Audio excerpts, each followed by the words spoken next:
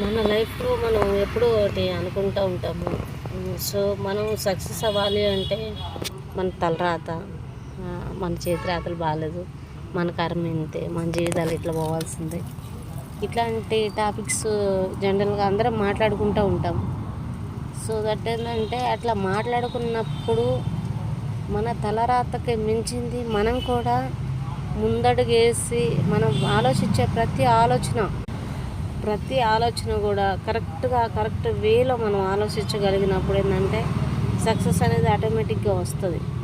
ఏది మనం చేసే పని ఎలా చేయాలి, ఎప్పుడు చేయాలి, మన టైమింగ్స్ ఏంటి, మనం ఎవరిని కలవాలి, ఎవరితో మాట్లాడాలి, అంటే ఎవరితో మాట్లాడితే ఈరోజు మనకి మంచి జరుగుతుంది అని మనం ఆలోచిస్తూ ఉండాలి ఎప్పుడు కూడా.